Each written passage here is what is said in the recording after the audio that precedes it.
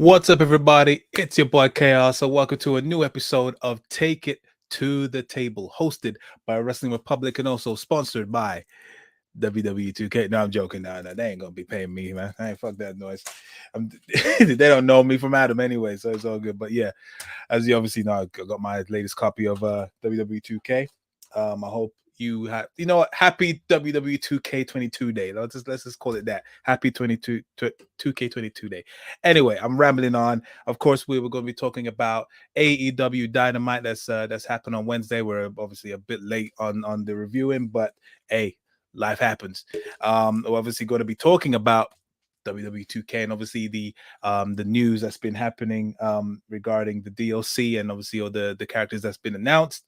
And we're going to be talking about currently what was the original plans for Cody Rhodes set to be debuting potentially, possibly, most likely at WWE. Obviously, we're going to be delving into that. I would be joined by Soul, but he's obviously running a bit late. I think he might be alive. Hold on 1 second. Hold on. Here comes the new challenger.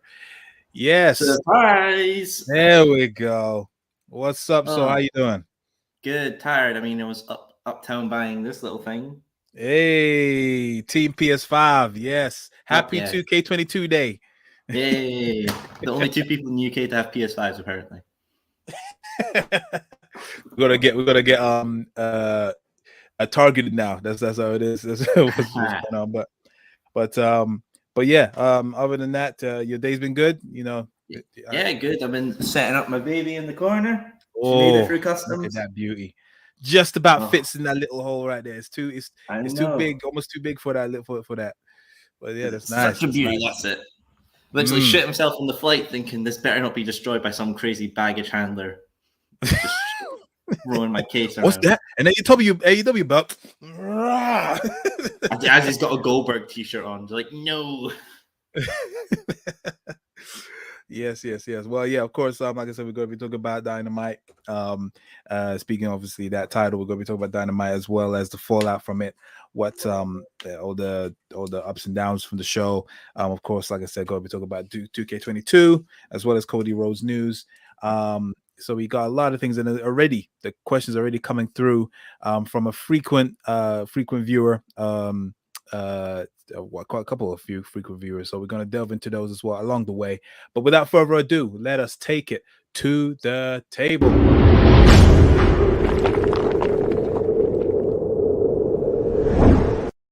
So yeah, AEW Dynamite, pretty solid episode, wouldn't you say? Yeah, I would say it was absolutely solid. Yeah, I mean, when's the last time you've actually seen a really bad episode? Like, obviously there is some on and off episodes, but I mean, compared to how WWE Raw is these days, I mean, how often do you say it's a bad episode? So yeah, obviously nothing crazy monumental happened, but it was still solid, held its own. And as always, we're going to delve into all the segments and all the 5 matches that happened, starting off with, of course, Chris Jericho versus Eddie Kingston regarding their match on Revolution. Of course, Eddie Kingston won that match by submission.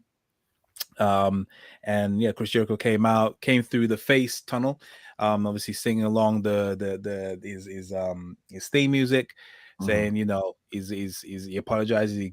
He doesn't know why he actually didn't shake his hand, but he's willing to do that now. So he called that Eddie Kingston. Eddie came out. The way I would describe it wouldn't do it justice. I would say to go and watch the whole promo, because he went really deep into his promo. So very emotional. A couple of fans were a bit disrespectful along the way. Fucking walk chance. As I say, Steve Austin ain't here. And he didn't go John Moxley on someone, but he told some people to shut up, like, let me talk. Give me a moment. Rightfully so. And rightfully so. 100%. What chance would have stayed in the fucking 90s? I still think it's the worst thing Stone Cold ever did. Pretty much, yeah, 100%. I think even he regrets it. So yeah. But yeah, obviously he gave his spiel. Then obviously he went and wanted to shake his hand. And then of course, 2.0 came out saying, oh, what the hell is this? Like, this is some absolute bull crap. What is this, Jericho? We thought he was a better person. All this stuff that they started brawling. And then Santana and Ortiz came out. And they had, one of them had, what's his name of his bat? Floyd the bat, isn't it? Yeah. Yes. Yeah, he had the bat. One of them had the bat. They gave it to Chris Jericho. It was about to, like, it was threatening to strike it at 2.0, but then lo and behold, he turns heel fully and attacks Santana and Ortiz with the bat. Completely fully turns heel. Their circle's officially dead, more so than ever. Then Jake Hager comes down. He's asking, what the hell you doing, Chris? He's like, we're family, like Vin Diesel, we're family, all this stuff. Familia, what the fuck, man? And then he was just like, and then obviously he sides with Jericho and he beats the hell out of Santana and Ortiz. And then Jericho carries on beating the hell out of Eddie Kingston. Completely obliterates him with power bombs him through a table. Almost looked kind of like dangerous, kind of botched, because it looked like his head, if you look at it, when he was lifting him up, he barely lifted him, and then his leg was getting caught on one of the top ropes. So that could have went really bad, almost Spike Dudley style. No Spike Dudley style. Jesus Christ. Oh, Jesus. Yeah, Jesus Christ. But yeah, it came off nice. So yeah, R.I.P. Inner Circle, and welcome to the Jericho Appreciation Society. What was your thoughts on this segment and the outcome out of this? Happy. I'm happy with it. I feel like Jericho going the route of a heel is better.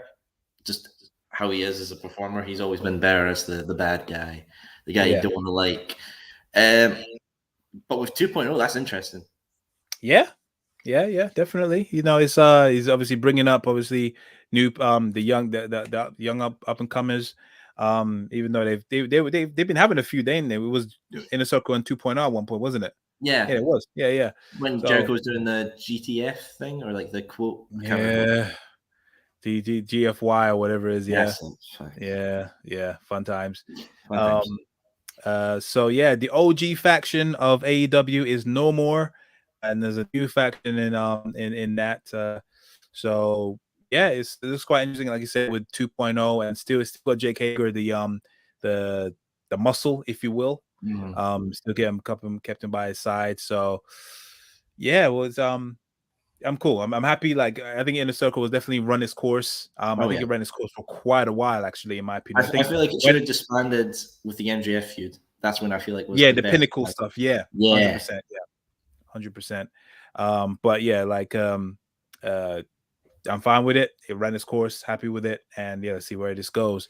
So going to the comments, Anthony Manzano, frequent viewer of the channel, welcome. He says, I don't like the name of the new stable with 2.0. Danny Garcia, Jack Hager, and Chris Jericho called the Jericho Appreciation Society. They could have done better. I mean, I feel like this is going to be a staple that's going to inflate Jericho's ego, and then someone's going to that's the whole point. Yeah. I agree. I think it's divisive. I mean, it can work and it cannot work. It's one of them things. It is a mouthful, but yeah, I think it's definitely something to inflate Jericho's ego, because obviously he has been feeding into that stuff. He's saying he's the influencer, he is the champion. During that little feud that he was having with Eddie Kingston, he was all just bragging about himself. But even though he kind of does that almost every time, but still, it's more about feeding his ego. And let's just see what happens. Bailey Griffin says, hello, Ben, you sexy Scot. Okay, you got a fan. I got a fan. The Soul Appreciation Society is coming out soon. So yes. Well, welcome to the show, Bailey. Obviously, he is Soul will be a frequent guest on the show, so you'll be able to have you'll be able to drink it in as much as you want on this channel. Man. The Soul Appreciation Society, man. It's gonna happen.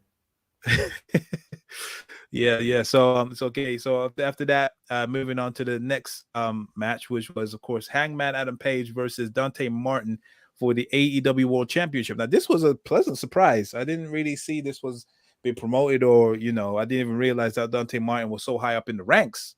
Yeah. kind of weird to announce a world title match just out of the blue, eh?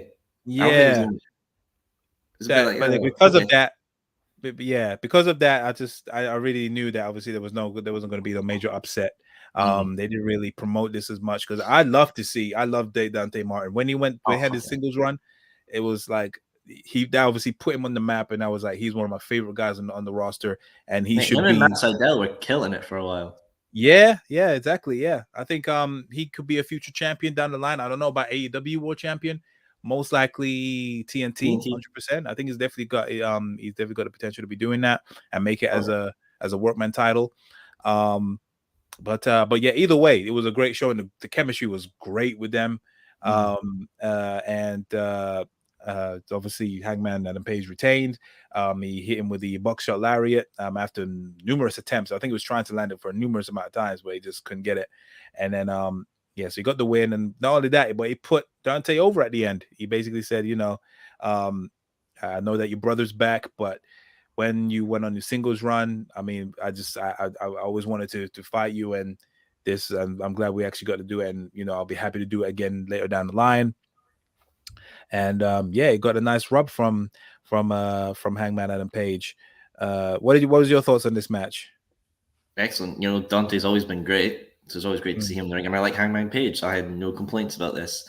Only thing was, though, it was definitely Dante wasn't winning at all. No. So it didn't really put any stakes in it, which was a shame. There was no stakes. That's what I'm saying. Yeah, there was no build or anything like that. And I think that could be a worthy build, but maybe it could have been just a tester to see how he would convey to the fans as to if he could actually be a legit threat to the title down the line, and then actually build the actual program around it. Maybe it was just a tester to see how that goes. Because I didn't know that he was so far out high up winning. I know he was winning matches, but that was a nice surprise.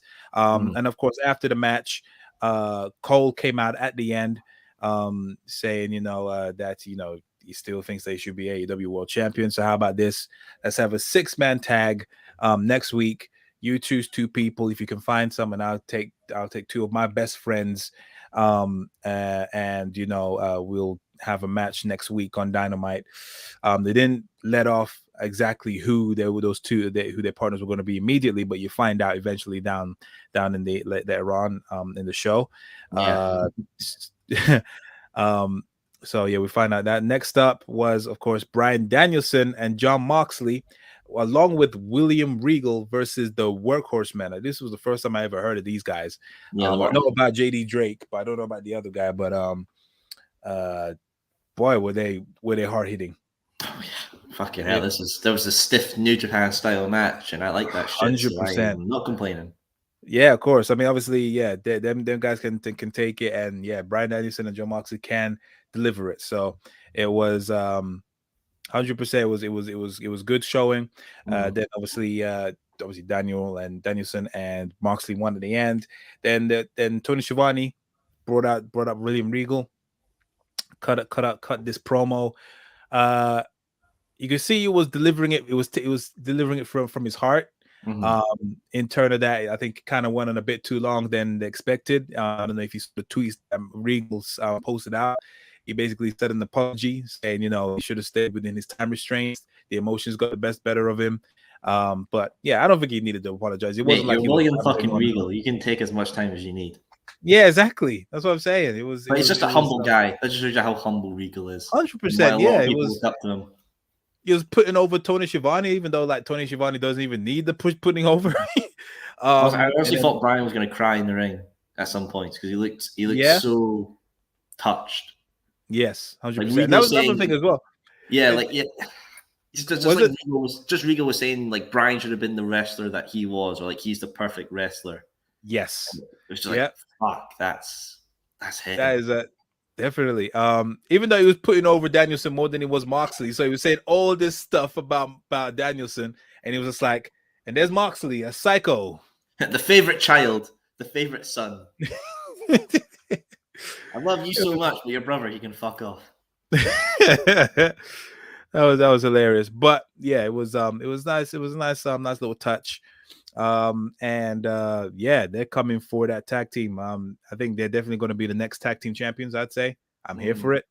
But I want this to be definitely more of a faction than just them two. They need to bring more people in, and then just build this big conglomerate. 100%. I really want Mox and Brian to go against Adam Cole just for Regal and Cole to interact again.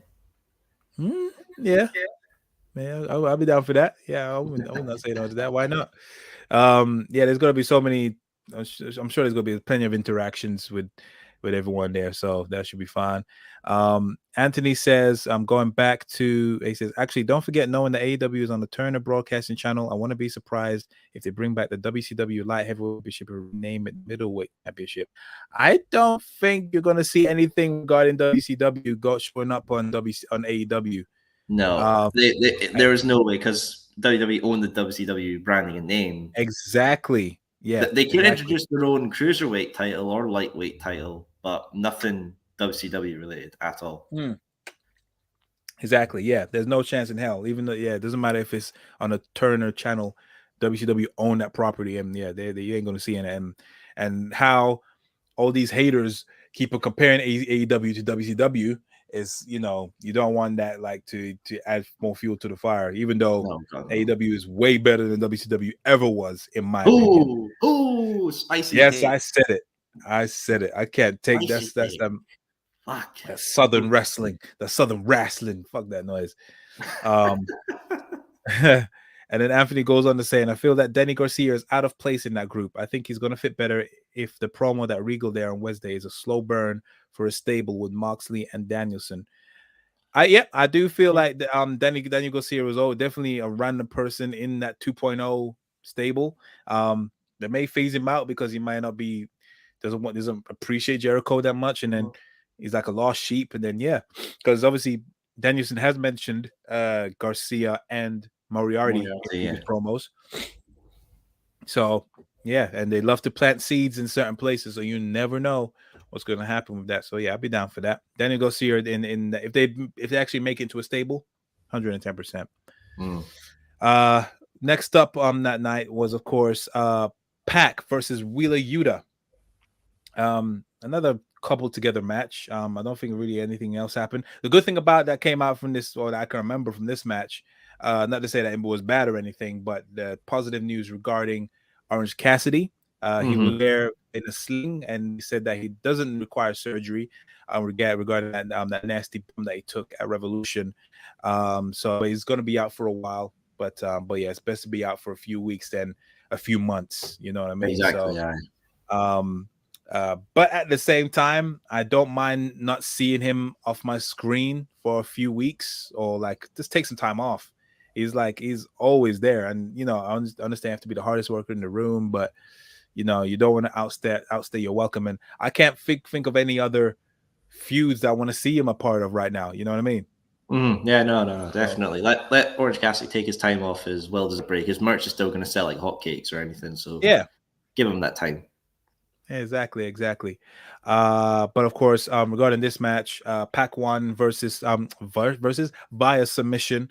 And that's all I can remember about this match. Do you remember anything else happened in this match? I just remember the crowd chanting for Danhausen very loudly. Yes, Danhausen. Yes, of course. Yeah. Of course. But it was just a throw together match. It is what it is.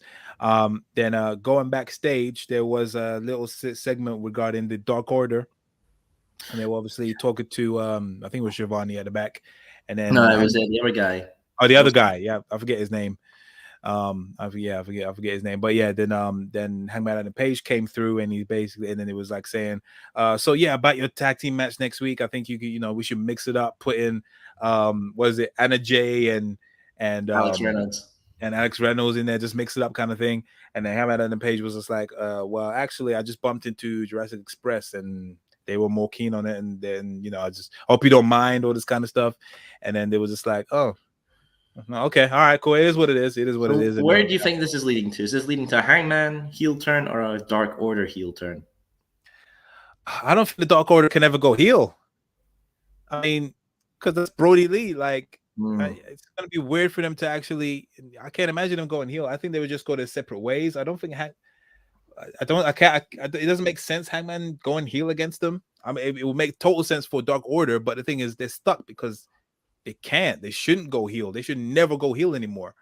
So What if it's a bit Malachi splits? What if Malachi Black splits that dark mist in their faces and they turn heel? Oh, but then it gets a bit hokey, doesn't it? Wrestling is always hokey.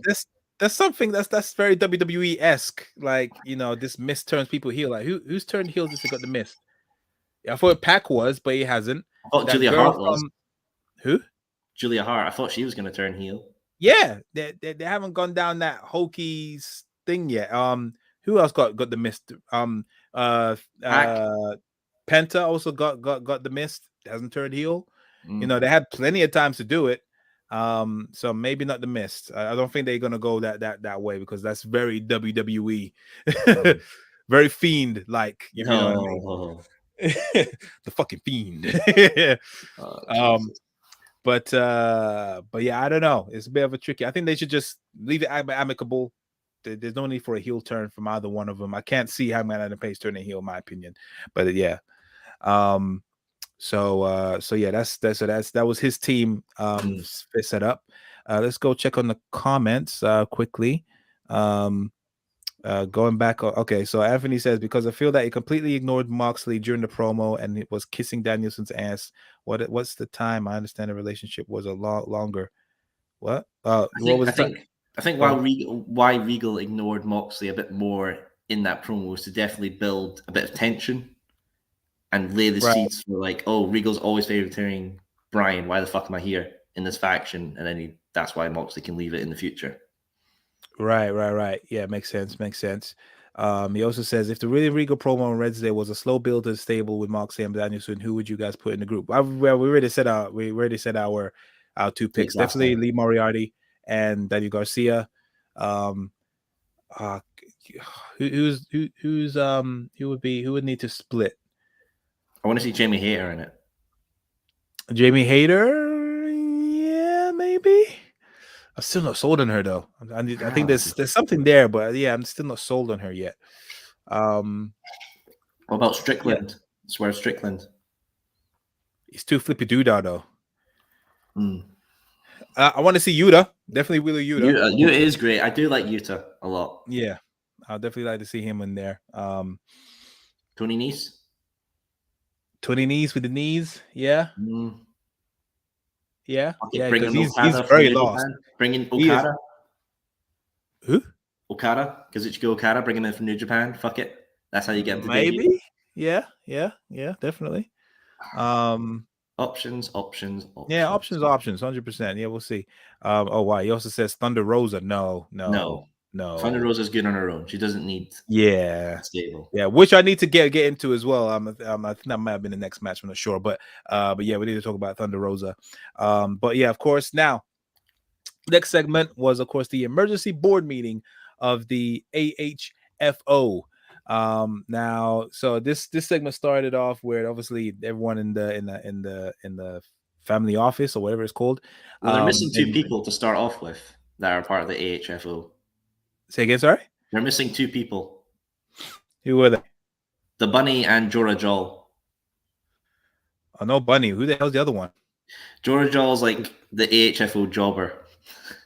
He's a guy that's just been appearing on Dark and Dark Elevation. There was no real setup for him. I saw him wrestle at Universal. I did like his style. He was pretty decent.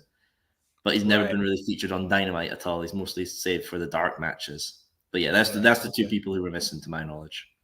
Oh, fair enough. That's fair enough. I'm sure they had their reasons, but so yeah, so obviously Andrade was all suited up.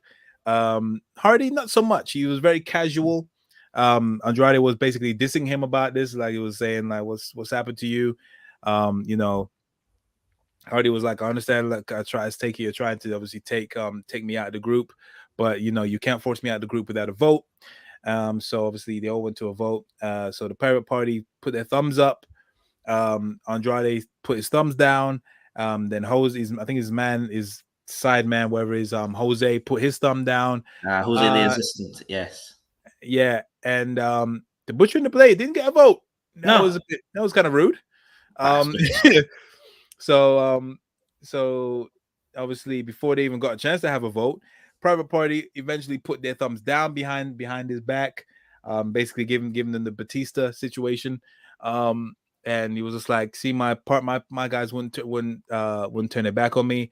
And then Andrade says in his fluent English, saying you must always watch your back. And then he turned around, absolutely got the hell beaten out of him, was getting pummeled. Everyone, all the crowd was obviously chanting for one name and one name only. And then who came out? Darby Allin and Sting. And then everyone was just like, you could hear like the air get squeezed out of the crowd. It was just like, I was like, oh fuck! I mean, I don't mind. Darby Allin Sting, but someone disappointed by Sting and just left at that point. It's like, fuck this! I paid my ticket. I've been screwed over. I'm leaving. Fuck this shit. I'm going home. Oh, that SpongeBob SquarePants meme was like, all right, I'm gonna head out. Yeah. And it's just someone in the full makeup and armband as well. Just like, I've been swerved. Fuck this shit. I'm going home. Dressed up for nothing, looking like a clown. 100%. So yeah, obviously they came down trying to save Matt. And then they got some offense in, but again they were getting a bit overwhelmed by the numbers of the AHFO. And then eventually you hear, and then Jeff Hardy comes down in the midst of running down while his brother getting pummeled. He still dances on the ring. Hang on, I'm gonna bust the move. Oh yeah, I'm good. Let's fucking go. He just had to get a couple in, and then he eventually runs down.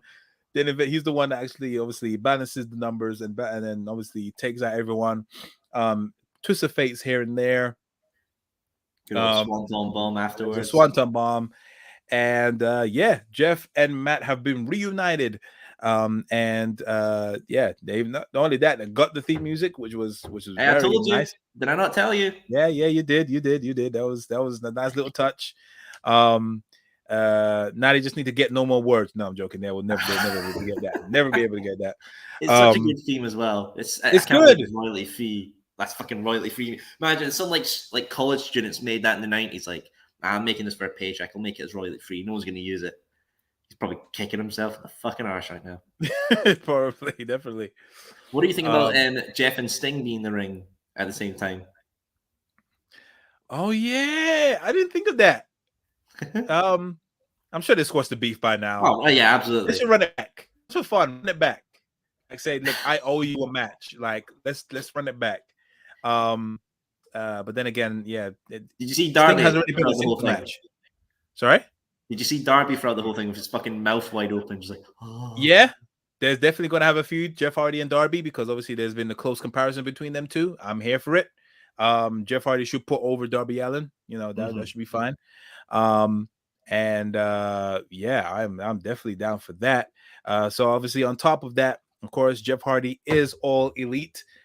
He is and not only that, Matt Hardy has also extended his contract, and they both have the similar contracts. They basically they end at the same time. They're getting paid the same. So so not one is going to be leaving without the other. They're all going to be going simultaneously together. This is more than likely going to be their final run. Well, final major run for sure. This is it. Like surely, because they're all pushing on. I think they're nearly 50 in their 50s now, ain't they? And they've had a long career, a long, eventful, fruitful career. So yeah, like Jeff Hardy's first match in WWE was against Razor Ramon as a jobber. Mm-hmm. So I mean, hey, that's quite a accolade there, being for the Attitude Era, Ruthless Aggression, PG, and he's seen it all. He's done it all. 100%. So yeah, if you want to see Jeff Hardy and Matt Hardy now, get your tickets at awitix.com now for the limited run. awitix.com. Right now, do it. So yeah, I mean, so let me just get your thoughts on this. Like, obviously, what do you think of this segment, and what do you think the long-term planning should be for Jeff Hardy? Because there's a lot of stock in him, as you saw. Like his debut on YouTube is doing mad numbers, and the pop that he got. So there's a lot of stock in him. What would you think? What do you think? What do you think of it all? Right, I liked it all pretty much fine. If I had to book how Hardy would get kicked out of the office, that's fine. Have his protege, the Private Party, turn on him, that's fine. One thing I do wonder now, what does that leave Andrade? Because now he's got this stable, and I want to see Andrade succeed. I want him to be in the world title picture. I want him to get all the belts. I want him to be featured more because I like Andrade. So that's the main thing for me with Andrade. But obviously, the main feud first has to be the Hardy Boys versus Private Party. Yeah. Can't be anything else. Has to be that for good storylines and just everything. Because Party's been building with the Private Party. Is a good thing to establish. And also lets the Private Party battle the Hardy Boys, which is kind of like, that's awesome. I can't wait for that. After that, they've got options, man. Look at that tag team division. There's so many faces they can go off against. They could go against FTR. They could go against Young Bucks. Yeah, Young Bucks, Butcher and Blade, Jurassic Express 2.0, Top Flight. Imagine that, Hardy Boys versus Top Flight. Dude, I don't think I'm able to handle them. They're too fast. They're not too fast. They're like fucking Jessica, like wheezing the rings. Like fucking calm down, mate. Jeff might be able to handle them, but Matt, that's too fast for him. I'm sorry. There's so many options. 100%. Should they win the tag title belts? I think for nostalgia purposes, yeah. Don't keep on them long. I would have them win it and drop it to either Private Party or Top Flight. I can't imagine right now. I can't imagine Private Party ever winning the titles. I think the Acclaimed have more of a chance than Private Party at this rate. Everybody loves the Acclaimed, mate. Everyone loves the Acclaimed. That's what I'm saying. So I could imagine them winning it first before Private Party. Yeah, I definitely was like to see him in the tag team title picture. They have to be in the tag team title picture as the Hardys, and that's a more product. Mm-hmm. Obviously, right now it's just to basically dismantle AF8. Well, I guess it's now the AFO right now. Yeah. And take all them tag teams out. Take out the Butcher and the Blade. Take out Private Party, and then move on to people like FTR, and then Young Bucks, and then whoever is going to be. Maybe Red Dragon. Is that a good mesh? Maybe not. Yeah, chemistry wise, I definitely see the Young Bucks against Hardys, 100%. Jurassic Express, that would be a great match. Them against Jurassic Express. Them against the Best Friends would be cool as well. Best Friends would be cool, yeah. Dark Order as well, I'd like to see. Yeah. Hardys against the Lucha Bros, maybe. Oh God. Maybe. I'm down for that, but I don't know. Can Matt take a Canadian Destroyer though?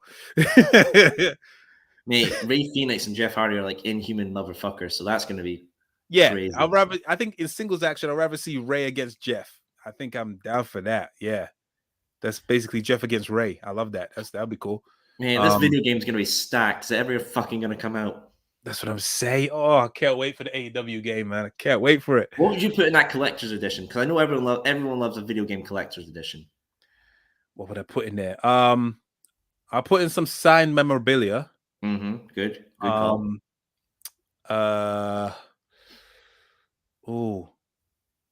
Signed memorabilia. Maybe one of the masks from the Lucha Bros. Maybe. That's good. Good call.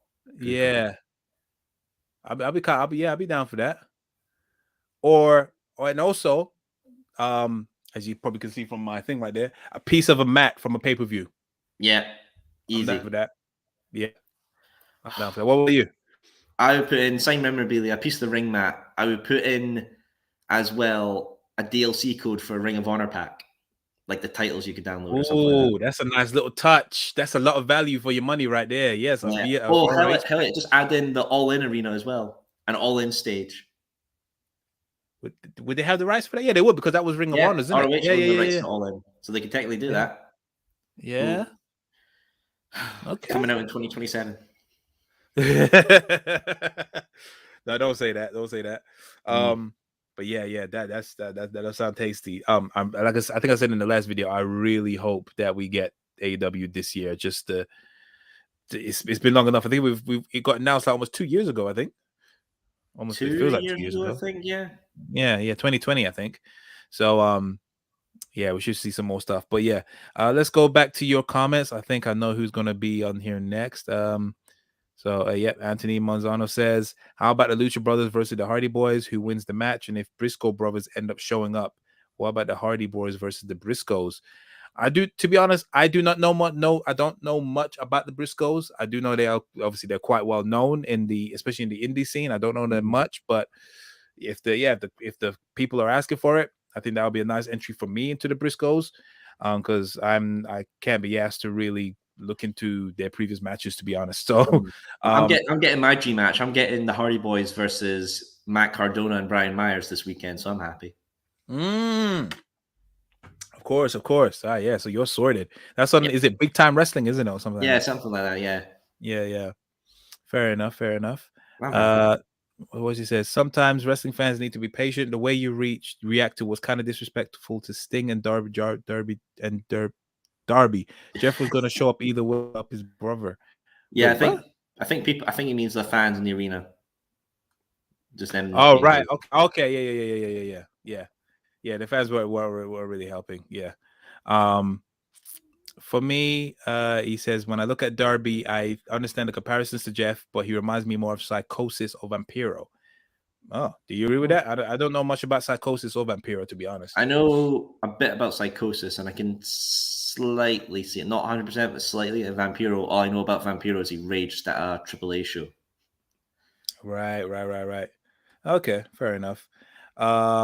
So that happened, of course. So that was a nice reaction for Jeff Hardy. Next up was, of course, a segment from Wardlow. There was a lot of segments. It was that back to back regarding it. So, of course, for those that don't know, Wardlow won the Face of Revolution ladder match on Revolution, and he got the Sonic ring, aka the hemorrhoid ring, aka the brass ring above. And yeah, he now has a title shot against whoever is the TNT champion at the end of this episode of the TNT match, TNT title match. He's going to face them next week at St. Patrick's Day Slam. And yeah, he basically put the whole roster on notice, saying that, yeah, he is done with the Pinnacle. He's done with MJF. No one could tell him nothing. And the annoying thing is, again, they're trying to humanize. There's certain people that you can humanize, and certain ones you don't need to, like give them the backstory of how he was poor and all this kind of stuff. A person of, in my opinion, a person of his stature, that shouldn't really matter. I mean, they've done it with Bobby Lashley. He's meant to be this big almighty ass kisser, and I think it was during the Royal Rumble they were showing all these vignettes about he grew up, his multiple sisters, and he was wrestling, like he gave this baby face pro vignette for him. I know that he's a baby face, but I don't think he needs to be a baby face that needs to be humanized, and we need to obviously feel for him more. I feel he just should be like literally Mr. Mayhem, go out there, kick ass, take names, leave, that kind of thing. You know what I mean? So that was my slight gripe with this segment, that they tried to obviously give him the backstory, which wasn't needed. But yeah, he's basically, at the end of the day, he said that he's done from Dynamite. Not done from Dynamite. He's done with the Pinnacle and MJF, and then yeah, he's just waiting to become TNT champion. What do you think of this segment? I liked it. I thought he could cut a decent promo. He can handle his own. I think it was the first time I've seen him in a long while, if ever, for him to actually cut a promo. So yeah, definitely, it was a nice surprise. I really like Wardlow. I think most of the AEW fan base adore the man as well. He's fucking awesome. So I just want to see more of them. Do I think he's going to win the TNT Championship? Honestly, no. I think someone's going to intervene. A little dipshit named Max. Yeah, because it was so convenient that he did not show up at Dynamite. Obviously, I understand him probably licking his wounds, but yeah, definitely no chance he's going to be winning it. But they definitely got a lot of stock in him. And yeah, this is what you call, again, WWE long-term booking. This is how you build stars, and this has been going on for quite some time, especially even during the peak of the pandemic, like the tension between him and MJF, wasn't it? Pretty much for the longest time. There's always been a bit of tension between MJF and Wardlow, but it was sort of that mutual tension. It's like, yeah, I know I'm a bit sick of your shit, but we're doing things together and we're making progress. That's fine. But I think ever since the formation of the Pinnacle, then it started to build and build and build, and everyone's just loved Wardlow fucking with that diamond ring, putting it down. It was just beautiful, beautiful, absolutely beautiful, 100%. So yeah, he's definitely gonna go places. But yeah, in terms of him possibly winning the TNT title, I don't think so. Not yet. Mm-hmm. But yeah, I think he should definitely start with that title first, and then go for the world title down the line in the next year. And then yeah, we'll see what happens there. So, and I think he'll be the first big beefy boy to carry the world title, wouldn't he? He would, but I think someone else should. Who you think? Who you think Miro should be the next big Miro? Yeah, he's gone a long while. That's Last kind I of heard of worried. Miro was he was injured at Full Gear, and then he healed up and he's waiting for creative. Right. Okay. Fair enough. He could be another good title contender for Hangman Page. I'm down for that. But but he's not going to take it off Page though, and I want Miro to actually have the title. Did you see those Redeemer promos with the TNT title? They were fucking excellent. Loved it. He's always like just talking, and he just obviously had to brag about his beautiful wife. Miro knows the game, and he's fucking played it. This is the word of the Redeemer. Yeah, definitely. I love it. Yeah, it was Miro, man. I miss it definitely. But this is what I want. This is how you do it. So when he does come back, it's with good impact and it's something meaningful. You know, don't just throw him in a random match. Just make it be a nice surprise. 110%. But yeah, we'll see what happens with Wardlow. Now, the next match was, of course, for the AEW World Tag Team Championships, which was Jungle Boy and Luchasaurus versus The Acclaimed. Am I mistaken, or didn't The Acclaimed get challenged for the title recently? I think it was on an episode of Rampage, wasn't it? That's what I'm wondering. I swear they had another title match. I was just like, someone in the comment, please, if you know, because I'm pretty sure it's either Rampage or on Dynamite. Probably was on Rampage, and they definitely challenged for the titles, or it was they faced each other recently. I know that for a fact.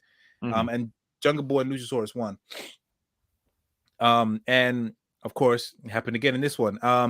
The promo that The Acclaimed played at the beginning wasn't his best, but it was okay. It was serviceable. Did you see Anna J on Twitter about the boob line? No, what did he say? She just said false. Fair enough. But yeah, going back to this match, it was a good match. Nothing really major to write home about. But then again, The Acclaimed, it did feel like there was a couple of times where I thought they were actually going to win. They came very close at certain times, but of course Luchasaurus saved them. And then Dave, I think there was a part where Luchasaurus kicked the boombox into one of the guys. Well, no, Luchasaurus had the boombox and he got kicked in the face, but with it. But eventually Jungle Boy got the win, got the pin, and they retained their titles. Other than that, I don't remember much of this match. You remember much of this? Not really, no. Probably the weakest match on the card, I would actually thought. Probably, yeah. I'm struggling to try to describe this thing, but not to say it was bad. It was just not memorable.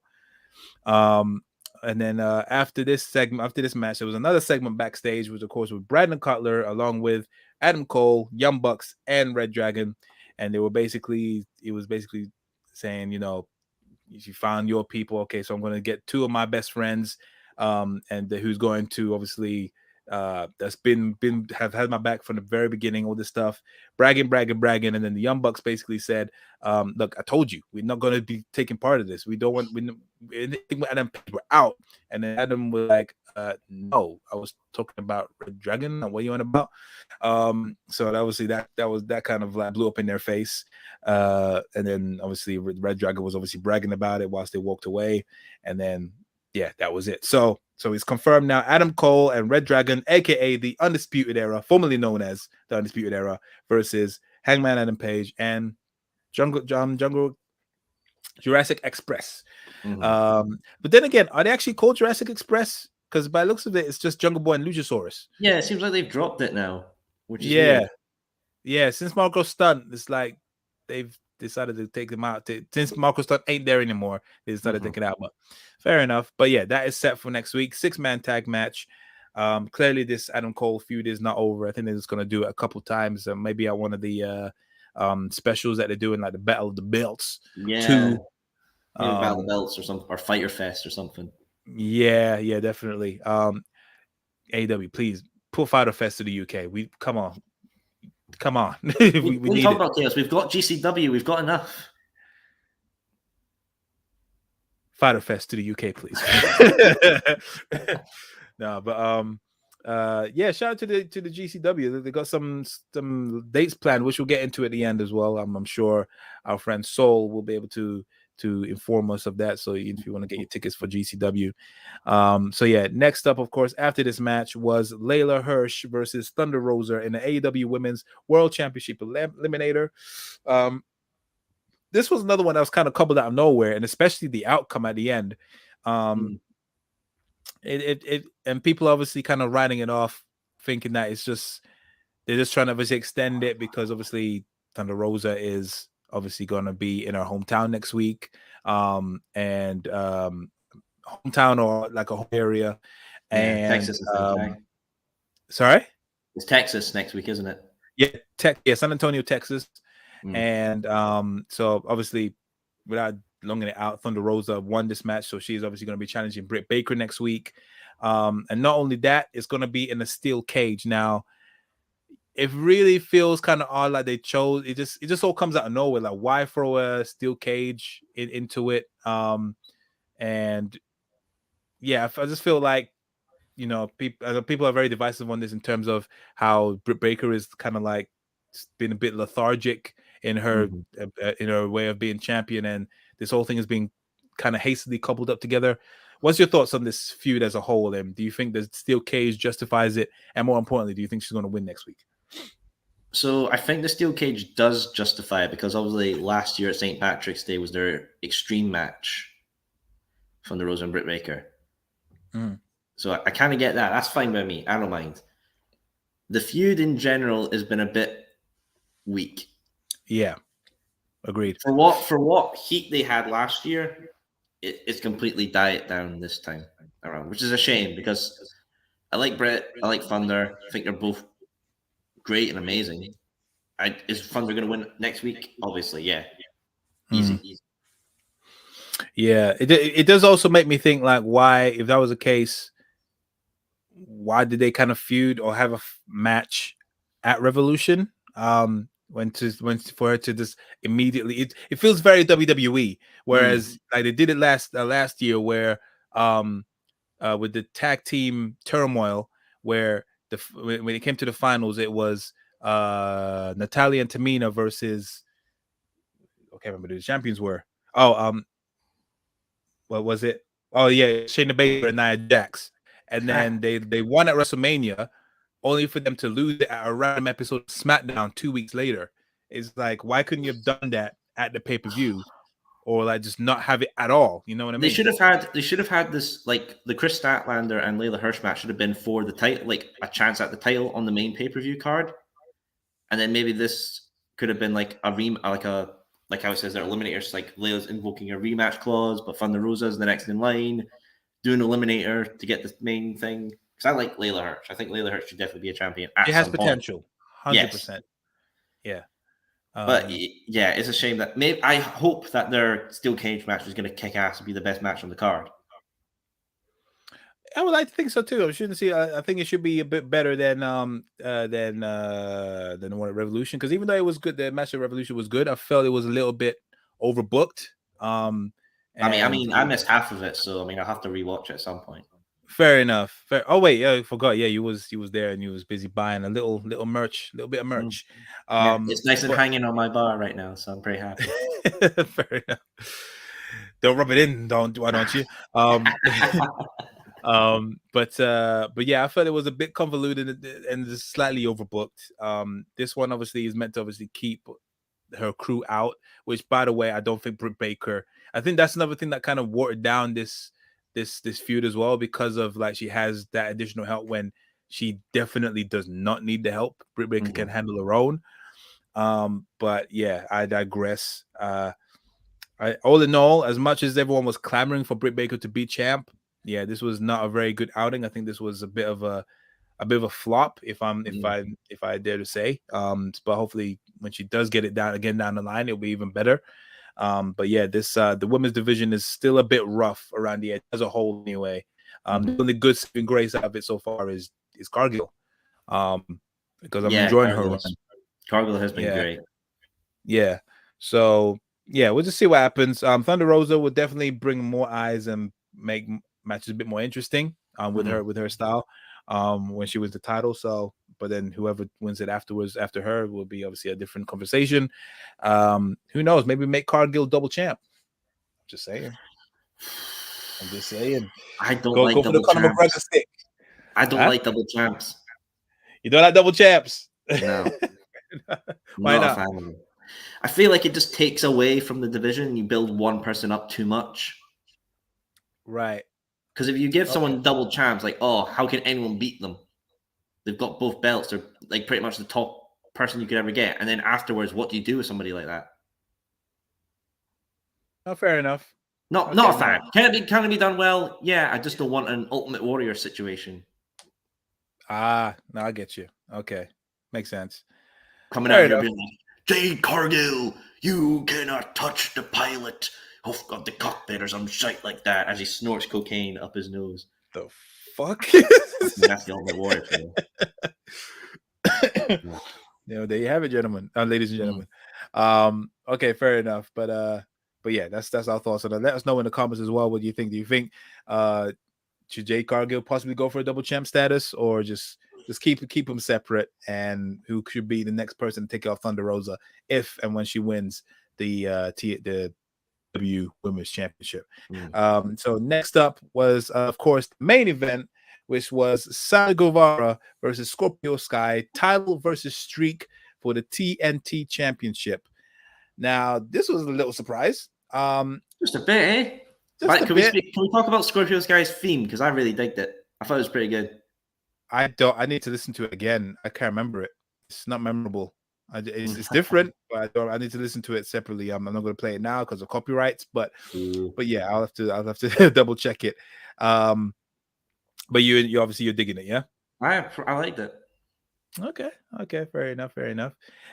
So yeah, this was basically a title versus streak, the streak that no one remembered until Revolution. And yeah, it was they came out guns blazing. Sammy Guevara was obviously still taped up from his match on Sunday. Of course, he did a crazy ass Spanish fly onto some tables, landing it on Isaiah Cassidy. Yeah, it was he was fine, by the way. He was fine when he appeared in that segment, but Sammy was fucked. Yeah, that's a good point. Yeah. That's a good point. Yeah, fair enough. Perfect no selling, typical no selling motherfuckers. But yeah, there was so that happened. And then of course Sammy Guevara, being the daredevil that he is, he basically set up a table outside, and he basically tried to do a 6:30 or 6:20? I don't remember what the numbers is. Anyway, yeah, he tried to do a 6:30 senton onto Scorpio Sky outside. Completely missed the mark. Wasn't a botch. He legit, like, Scorpio moved out of the way, landed back first into the table. It looked hard. It looked really, and this is on the outside as well. So it's on the concrete floor, as the commentators always like to put. So yeah, it was out of it. And then Ty Conti came out, which I think this is the first time they've actually acknowledged their relationship on TV. I don't like it. I don't like it. You don't like it? Oh God. Is this Nacio? What's going on here? I'm joking. I'm playing. No, because why would you acknowledge a relationship that if fans saw on a Dynamite last year that Sammy proposed to somebody? Was it last year or was it 2 years ago? I think it was last year. During the pandemic, wasn't it? The thick of the pandemic. It was last year when the fans were back. I'm pretty sure it was last year. I have to research that. I've got something's telling me it's like no, I'm thinking of someone from NXT. When did Sammy Guevara propose? Yeah, there we go. So people's been Googling this. Oh yeah, August 18th. Oh shit. Yeah, very recent. Okay. So yeah, people actually been researching that. Okay, yeah. So yeah, I don't know. I think it's because the cat's out of the bag and how Sammy just doesn't care. It's pretty much a free, like he's pretty freelance in terms of like of everyone knowing, and obviously how kind of murky it was. But I mean, if they're fine with having it out and displayed on TV for that storyline purpose, then hey, that's their call. Let them do that. I'm just not a fan of it. Fair enough. Yeah, I don't think it's. I don't think they did I don't think Tony Khan is doing the WWE thing where like we're letting everyone know like how they did with Seth and Seth and Becky. That was very forced, and you can see they were uncomfortable with that. They were hella uncomfortable. But yeah, so she came out to attend to him. Obviously the medics were obviously trying to find out if he was okay, if he was gonna go. He was saying something about his ribs was obviously completely effed. Then they were trying to carry him to the back. Obviously he got the Mick Foley power, and and still not. I can carry on. Went into the ring, still pulled off a couple crazy moves. And then of course there was a little interaction between Ty Conti and of course Paige Van Zant. She was at ringside, of course, with Scorpio Sky. He had obviously Ethan Page and what's the other guy's name? Dan Lambert. Dan Lambert, that's the one. Yeah, Dan Lambert, obviously. And so obviously you had Paige Van Zant in the ringside by where the fans were. Had a little altercation. There was obviously some madness going outside the ring regarding them, and of course Sammy Guevara got distracted. Scorpio Sky took advantage and basically hit his finisher, and not only that, 1, 2, 3, Sammy Guevara has lost the title, and Scorpio Sky is your new TNT champion. The streak continues. Now, my question to you is this becoming is there a growing fear of the TNT Championship being hot potatoed? Yeah, because I noticed like it seems like they go for every 10th defense and then lose it. Yeah. Miro was 10. Sammy at this point was 10. I think Cody might have been 12 or 12 maybe. Darby was around 10 as well. So there's a pattern going on. Right. Yeah, because this is weird because they said that upon from reading it from Sean Ross Sapp from Fightful Select, he basically said that this title win was actually long in the making. This was planned from like late 2021. Obviously the little madness regarding Cody and Sammy kind of obviously prolonged it a little bit for it to happen, obviously with the interim medal, and obviously what the fuck was even the point of that? It was just to make Cody happy and stay in the company, because it seemed really out of place. It did seem out of place, maybe so. I don't unless it was some weird, they was thinking maybe that might be a way to build up Sammy Guevara's stock even more to redeem himself, to get it back. I have no idea. I have absolutely no idea. But like obviously looking back at it now, that was all for nothing. Even though we got a great match out of it. Yeah. But yeah, it's a bit weird. But yeah, part of this is long-term planning again. It was all part of the plan. Yeah, hopefully they can build off this, because Scorpio Sky he's one of the guys where he's there and then he just disappears again. He's there and then he disappears again.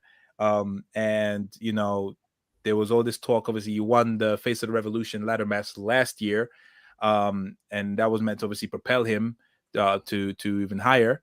But the way compared to how he won it and how Wardlow has won it, and there's more buzz. There's more buzz around Wardlow than there is with Scorpio Sky. Hopefully they can regain that back for Scorpio, because I like Scorpio as well. I do like Scorpio.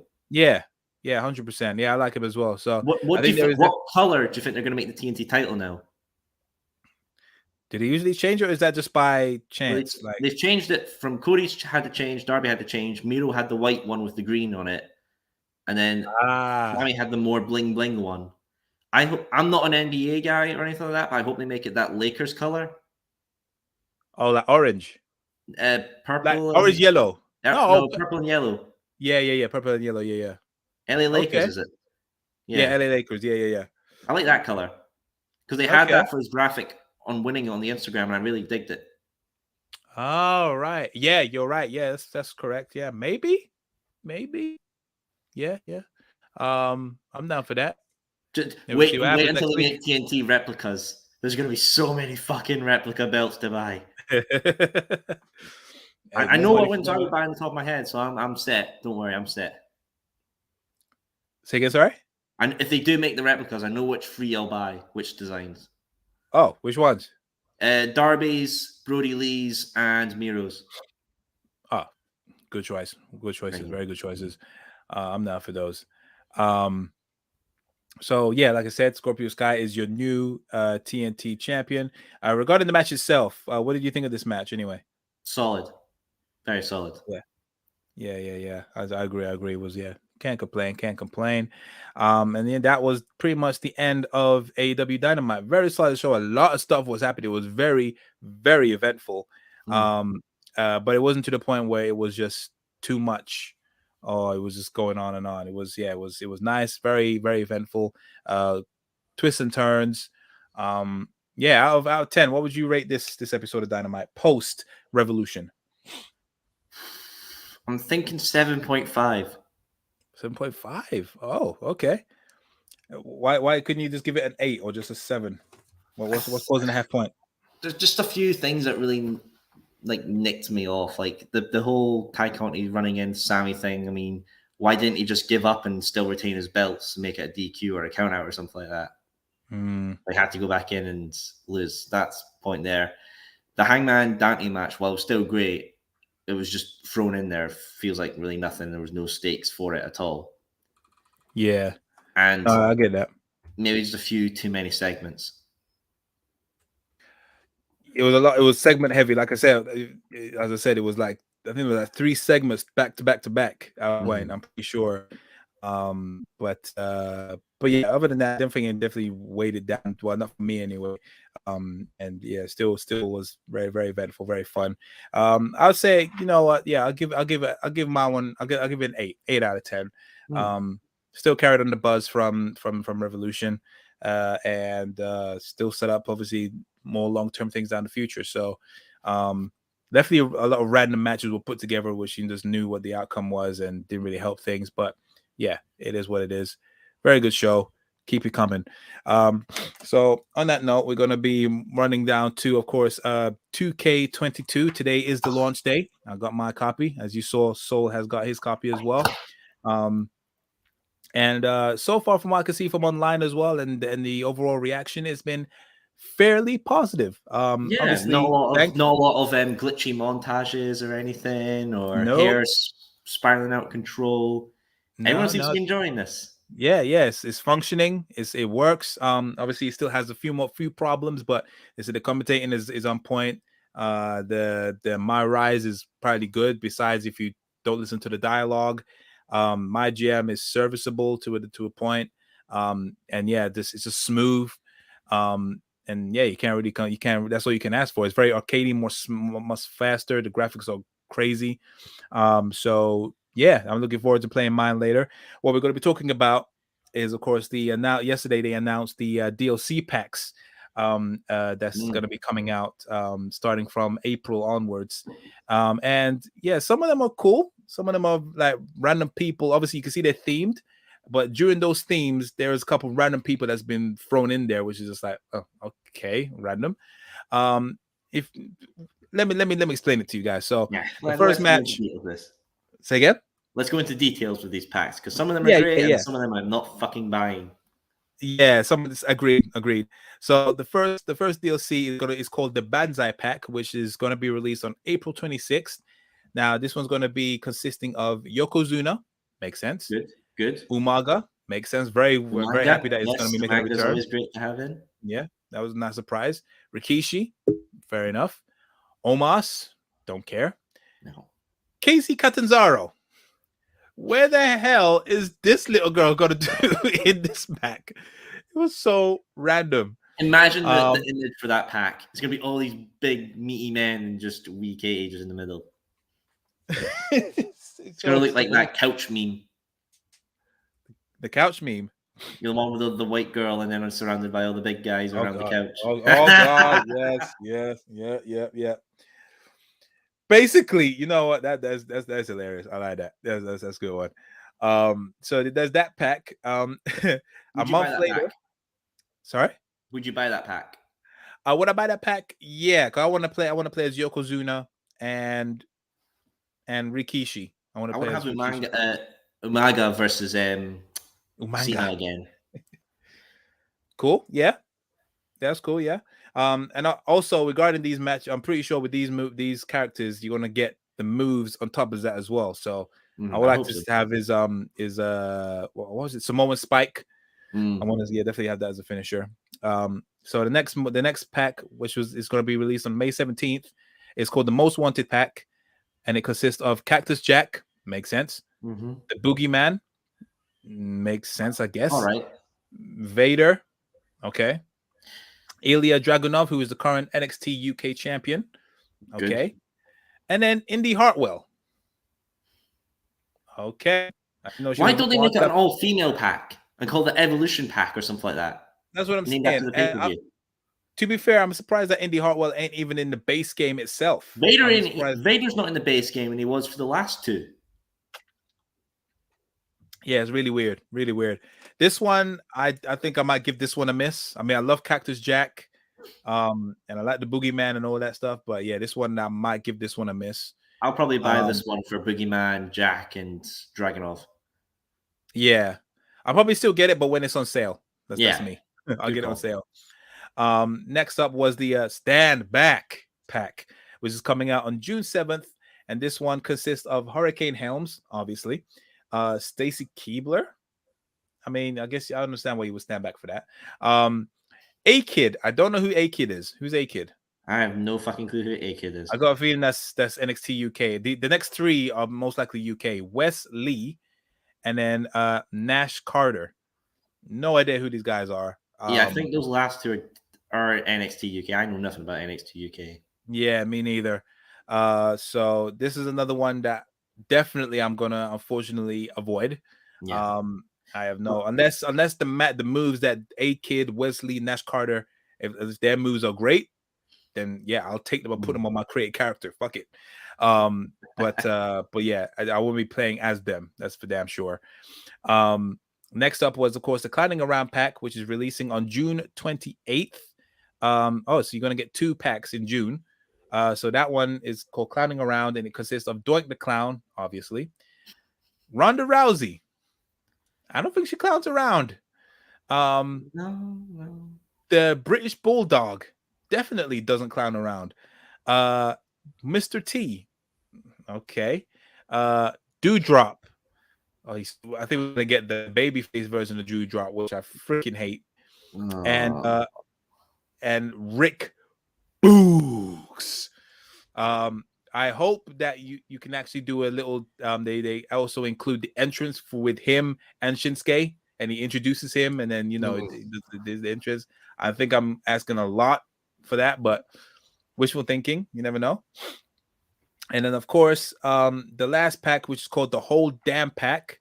I'm sure you would know what that consists of. That's coming out on July 19th, and that consists of Rob Van Dam, Logan Paul. Yeah. No buying. Of course, they had to put RVD in with Logan Paul. The only way to get you to buy this fucking pack. Logan Paul, I would love to know what his finisher is. Not only that, Machine Gun Kelly. 2 skinny guys that no one cares about. LA Knight, fair enough. Xia Li, I hope they have her NXT version and not her SmackDown version. I'm sorry, I do not like her protector phase. I don't like it. I'm not feeling it. And Commander Aziz, another person that no one's probably never going to play. So pretty much, RVD is the only one people want from that pack. Yeah. 5-star frog splash done. I don't even know what Commander Aziz is. Oh no, he's got the spike as well, doesn't he? So they're probably just gonna plop it and put it on him, like nothing different. Yeah. What's your thoughts on these DLCs? I like you said, there's some good ones and there's some that you're definitely not buying. But overall, what's your thoughts on these? Some are fine. Some are really questionable naming wise. It's like they just went with the first guy in the pack and just went call it after him. Fuck it. Basically. basically. It doesn't make me want to buy a season pass. And again, I'm always hate season pass. I don't bother with them. I just buy the things that I like. Yeah. I usually get the season pass, but yeah, this one is so far out. No, the ones that they did in 2K20 were absolutely outrageous. The DLCs that they had for that was absolutely horrible. So this one is obviously better. They've gone back to what they know. Because I think in 2K20 they had like the zombie versions of people, and and like cyberpunk versions and fantasy it was shit like that. Absolutely ridiculous. So they've gone back to their normal model, which is good. Definitely some hits and misses in here. I've noticed that there's some of them that they have an asterisk next to them, and they are subject to change or be added on. So these might not be the final additions. They might put additional arenas in there. Yeah, where the fuck is Braun Breaker? That's another thing as well. People are very surprised of why Braun Breaker ain't in there. So they might just randomly add him into one of these, maybe. Because he's been around for a while, and the way he's been promoted as much, but I'm pretty sure a lot of people have already made him on community creations already. I think we all know CM Punk's probably the most quick to always games. Always fucking every Punk. 2K game. Yes, every time there's a CM Punk. No, there's always a CM Punk, and then that's it really. So 110% are going to make a CM Punk person. This is gonna be good. I can't wait to actually try out this feature. I don't know if you know about this feature in there where you can actually upload your actual photo, not on your face, but as because obviously in the character selection screen you can actually they use the real life I've images. seen that. But now you can actually use your own. You can import it on there. So yeah, I'm gonna be taking a couple photos, and then remove the background. I'll take photos with my AEW belt. You can have your Woolworths. Oh my god! Imagine if they had this little system there, and it's like we detect a third-party logo in here. This can't be uploaded. We detect some Khan essence. It's like, oh shit, they don't like Tony. They don't like Tony. No, they only like one Khan. They only like one Khan, and it's not Tony. But yeah, that's our thoughts on it. So let me know in the comments as well if you guys agree with the DLCs. Will you be getting them? Will you be not shelling a single dime to 2K because they are very money hungry? So yeah, let's quickly go back on the comments. So Anthony again says, are you guys upset that apparently WWE is moving away from 2K and going towards Electronic Arts, the developer who does Madden, FIFA, and NHL? I'm not sad that they're leaving 2K.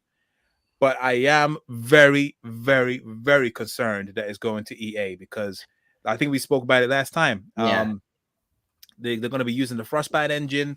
It's outdated. They've been using it since FIFA like 14, 15, maybe even 13, maybe. And I don't think they'll make the move because this is sold pretty well. Apparently, like there's 6,000 people playing it on Steam at the moment. 6,000. Yeah. That's very, very good. Yeah, this was definitely going to be a make or break for the deal. And I think they've openly said that. Yeah, if this one flopped, then they're gonna go elsewhere. I just can't wait I can't wait for GM mode. That's all I'm saying. Yeah, I've been hearing some things about GM mode. Definitely. It works. Yeah, it works. It works. So so yeah, I'm more curious about My Rise. One thing I'm pissed off about that they haven't fixed is that you can create a character separately and create a superstar, but you can't import them into My Rise. So you have to basically make it again in My Rise. And I freaking hate that. They've been doing that for time, and I'm just like, what's wrong with you?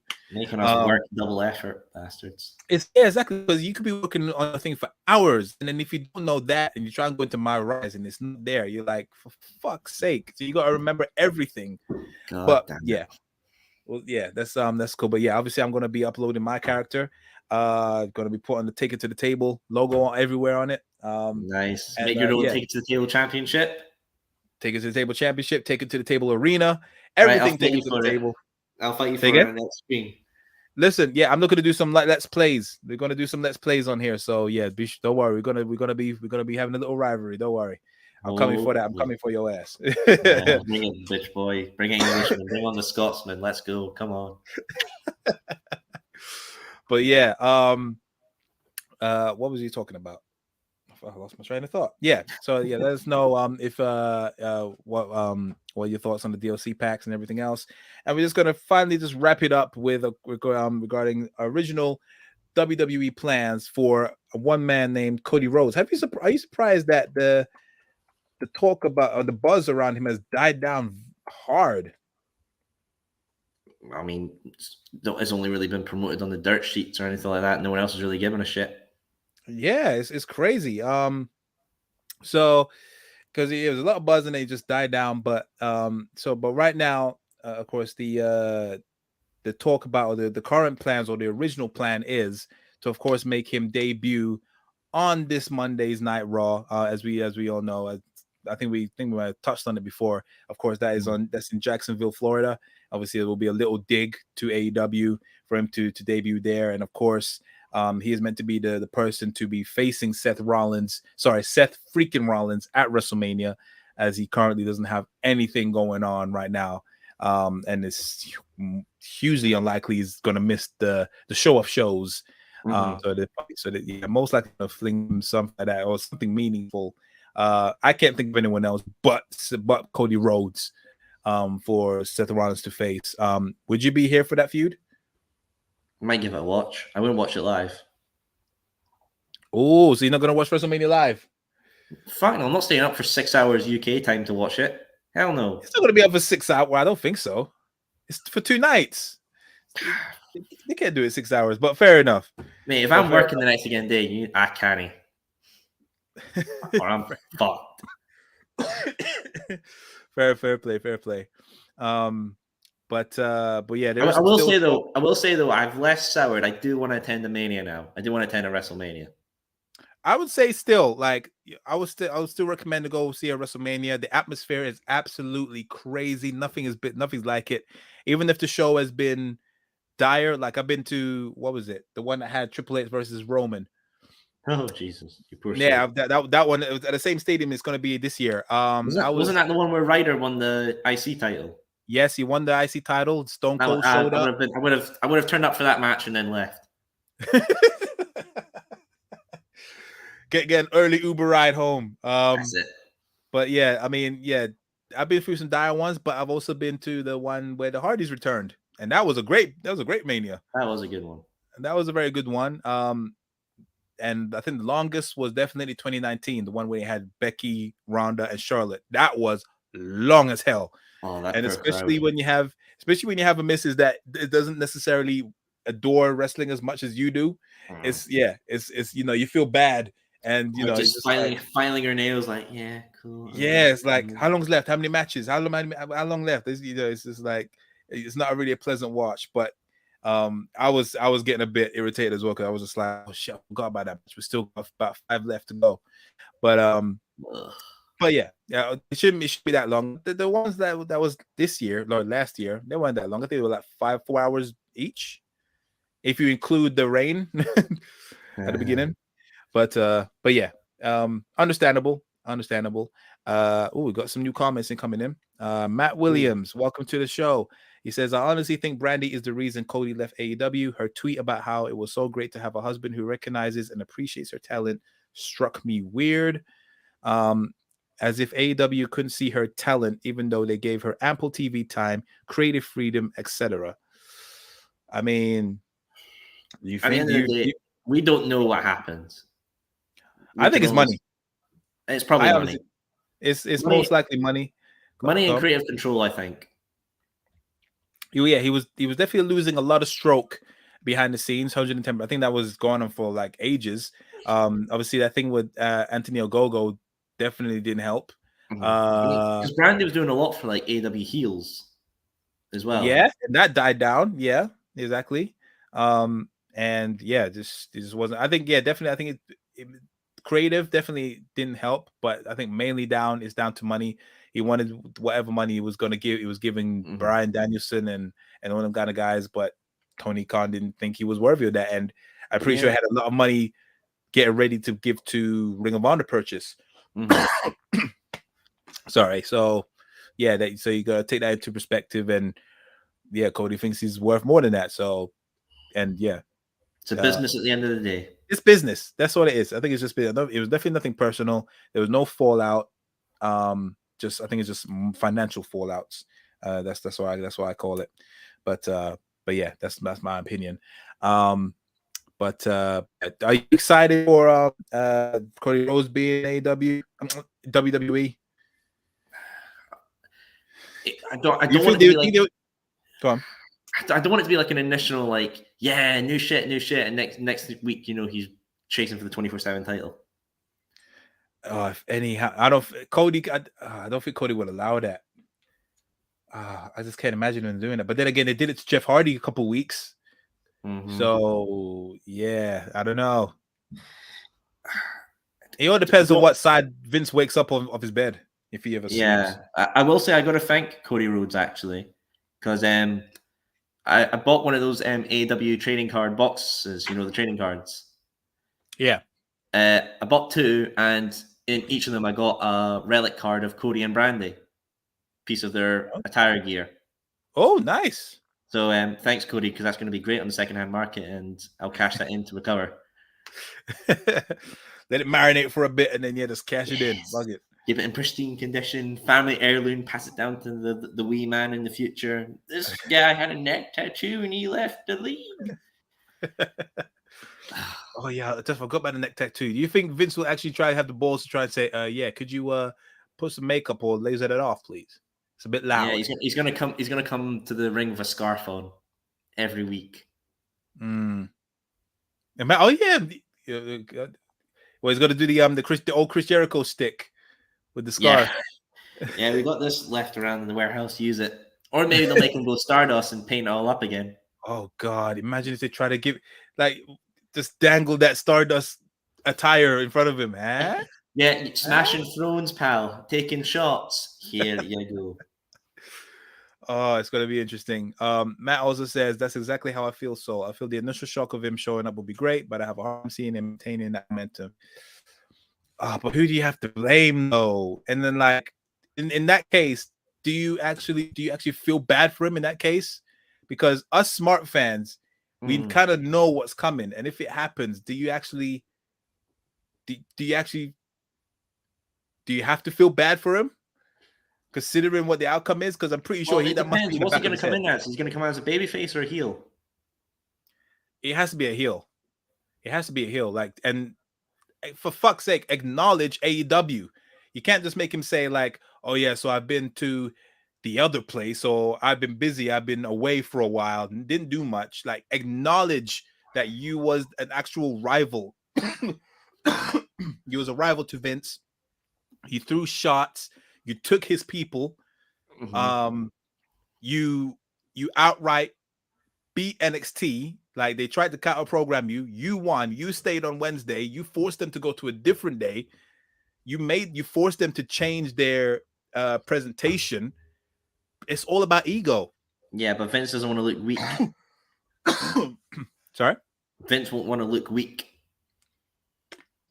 That's the thing. I mean, at the end, obviously, somehow overpower him, but it's all egos and stuff. And yeah, I don't know what it is with him and weakness, because there was nothing wrong I'm going back now, when Sting versus Triple H. There was nothing wrong with Sting winning. But it was like a cheap dig to say, because all of a sudden it all boiled down to WWE versus WCW randomly, wasn't it? Yeah. And it was like a final dig. And it was like, what's wrong with you? You're freaking petty. I think if Cody even shows up, I've got this weird feeling, even with the dirt sheets, that he's not actually there. He's not actually signed or anything. I still got this weird feeling like he's just trolling. Yeah. Okay. But who knows? Next week will be fun. We'll see. We'll definitely see. We'll see. Final comment before we wrap up. By chance, do you guys know if there's a video of the extended William Regal promo where he talks about Jon Moxley at length, like he did with Bryan Danielson? Check AEW's YouTube channel. That's the best one I could say. I don't recall. Was it an extended version? No, I don't think there was an extended version. But if you want to see the full thing, I'm pretty sure it's on the YouTube channel. He doesn't talk, because obviously Regal went overtime as well. So I think yes. Yeah. It's still a fine promo. I got no issues with it, because he probably would be more connected to Bryan than Mox anyway. So I'm fine with it. No issues. Yeah, me neither. You could definitely tell he was going off the cuff and whatnot, but yeah, he wasn't fumbling his words or anything like that. He was just emotional. And Regal's his good. ring I mean, improvement I'm not. I'll be honest. The only thing I've really seen of Regal is that wee heel run where he was like the GM of Raw for a wee bit with the throne, and oh yeah, I've not seen Regal in NXT at all. I'll just say that right now, and I feel like maybe I might actually take a dive and watch past NXT. I would say I would recommend it definitely. Yeah, because obviously he wasn't on every week. It was one of them things where he was just only needed for specific purposes. In NXT, especially anytime there was like anything involving war games, that's what he usually popped up. You just come out of nowhere like screw it, war games. So yeah, there's that. But yeah, I would definitely recommend seeing some of his famous promos or his segments. I'm pretty sure someone's done a compilation on YouTube or something. Yeah, Wrestling Bios probably is a good one to check out. They're pretty decent for that kind of stuff. Exactly. Sorry, apologies. But yeah, on that note, we're gonna just wrap up here. That was obviously AEW Dynamite as well as other news that we've talked about. Of course, thank you very much, guys, for joining us here. And of course, thank you, Saul, once again for joining us at the table. Always a pleasure. And of course, enjoy the shit out of this. Yes. Again, happy WWE 2K22 day, guys. Man's dying. Gonna give him a minute. I'm dying. I had to mute the mic so you guys don't hear the madness. But of course, as always, make sure you like, subscribe, and comment on the channel. Goes a long way. Everyone that's obviously watching this after we've gone live, welcome, and please leave your notes in the comments. We always reply to them. Of course, make sure you follow us on Instagram at Wrestling Republic, as well as at official_TITTT. And yeah. It's been Soul and Chaos, having a good old time. Wish you all the Shut best, up. guys. Shut up. We don't put those. I don't get a sign off. I'm just the advocate. I got to shut my mouth and let the host do his job. Yeah, you do that. Yeah. But yeah, as always, I have been your host, Chaos. He has been Soul. Until next time, guys. Peace.